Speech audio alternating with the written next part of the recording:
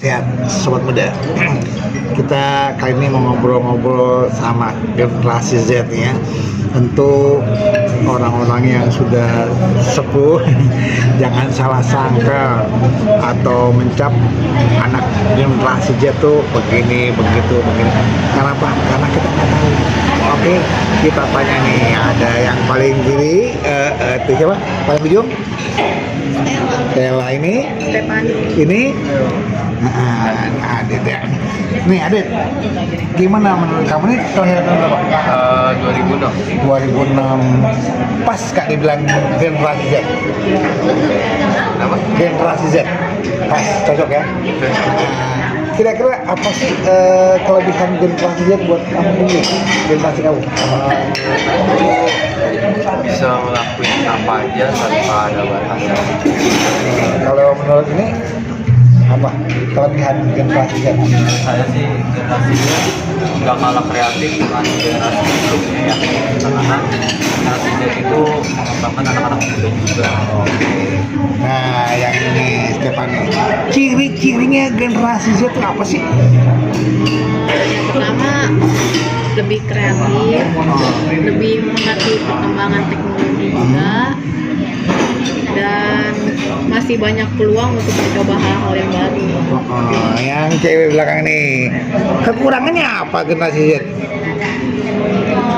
Lebih kurangnya ini sih, kadang kan ada yang lebih bebas gitu loh. Oh, mau bebas. Apa namanya? Bebas yang berlebihan. Oh, yang berlebihan ya. Iya. Padahal dia belum tahu, dia mau cari tahu ya. Iya, jadi negatifnya di sini. Oke, kalau menurut Stella nih, wah generasi Z banyak yang PHK karena kurang kreatif. Setuju gak tuh? Enggak sih, kadang enggak semuanya sama. Nggak semua sama ya. Jadi jangan bilang generasi Z satu dan lain-lain sama ya, belum tentu ya. Jadi ada kekurangan, ada kelebihan. Orang kan beda-beda. Nah ini nih, Stella nih. Ya, Kalau kamu sendiri bagaimana dengan dulu pernah ada ya zaman belajar online ya? iya. Nah itu kalau buat kamu sendiri langsung ngerti atau gimana? Bingung enggak? Kalau aku sih ngerti-ngerti aja ya. Cuman kan karena online jadi lebih banyak presentasi gitu. Jadi lebih kita menggali materi sendiri. Suka apa enggak? Suka. Oh suka dengan gaya belajar seperti itu ya? Iya. Nah ini kalau menurut kamu nih cara belajar yang konvensional, baca buku, guru nyuruh, kamu baca buku halaman sekian, masih tertarik kan? Kalau menurut kamu? Kalau menurut saya sih, karena kan buku sekarang bisa diakses juga di sosial media atau di Google juga ada, Wikipedia segala macam bisa diakses.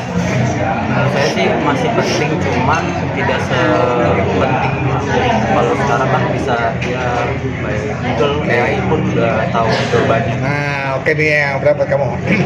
Bapak kan juga guru ya. Kadang-kadang menyuruh anak bawa buku tebal-tebal, ya ngerjain tugas di buku. Itu Anda sendiri suka apa nggak tuh? Kalau zaman sekarang bawa buku tebal-tebal. Kalau pendapat saya kurang suka ya, karena yang dimana terlalu memberatkan tas. Tidak mungkin juga dibaca pada saat pelajaran. Jadi lebih gampang dengan googling. Ya, Googling. ya betul. Dan AI. Tapi dengan masa-masanya googling itu, secara kesimpulan apakah nggak perlu buku? Kira-kira? Sebenarnya tergantung dari orangnya aja. Kalau dia suka dengan membaca buku, pasti dia juga memilih membaca buku. Tergantung dengan gaya mereka, gaya belajar yang mereka enaknya. Nah, yang pojok nih, halo Stella. Kalau anak-anak generasi Z suka nggak olahraga, kesenian, itu mungkin? Banyak sih suka, lebih kayak ke musik sih ya, Masih. sama olahraga juga ada kayak badminton, futsal, basket. Oh, jadi nggak mesti harus HP terus ya? Enggak juga sih.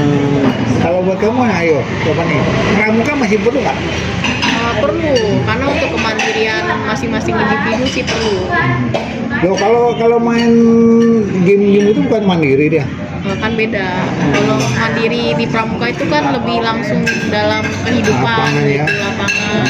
Oke, nah ini, boy, kalau ada game games. Kira-kira menurut kamu ada nggak yang gamesnya bisa buat kehidupan sehari-hari?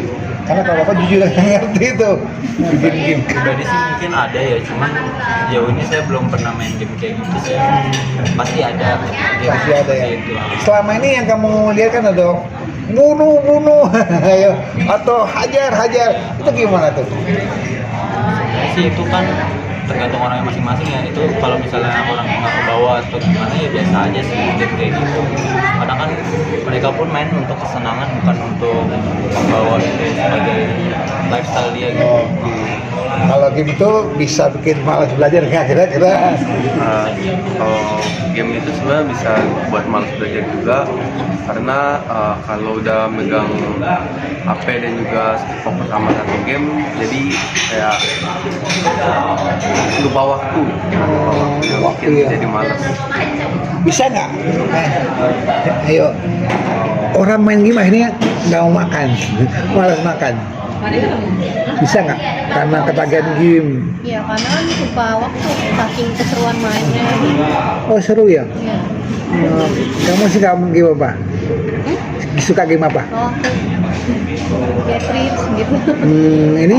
Aku sama si Gadget sama Mobile Legend. Oh iya Mobile Legends nih. Kata orang ya. Dan Bapak juga sudah googling. Mobile Legends tuh bisa